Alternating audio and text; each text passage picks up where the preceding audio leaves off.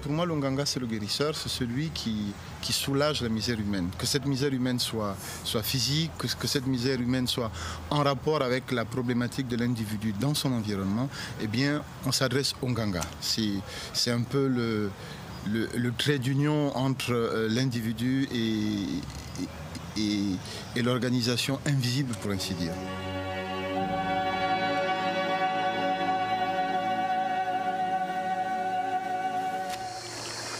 C'est une démarche qui est mystérieuse, qui est en rapport avec le sacré. En tant que médecin africain, je pense qu'il y a une complémentarité. Pourquoi ne pas parler à la limite de complicité dans certains cas? Il m'est arrivé, lorsque je sens une forte demande de la part de mes patients, de les conseiller, d'aller voir un tradipraticien. Lorsqu'ils me... Ce n'est pas qu'ils souhaitent mon autorisation, mais je veux dire, ils veulent être rassurés que c'est une démarche qu'ils peuvent effectuer. Et c'est ce que je comprends. Lorsque le patient africain, lorsque le malade gabonais, en général, n'arrive pas à trouver une réponse rassurante, même s'il présente une maladie organique, auprès du médecin, il a tendance à s'orienter vers le guérisseur.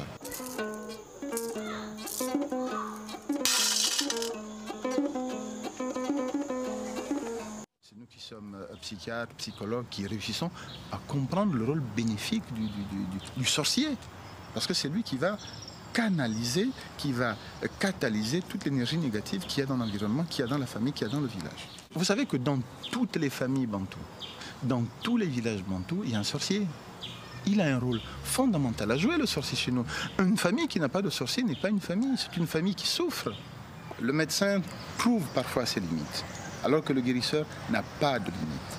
Il trouve une solution du moment, il est apaisant, il est rassurant.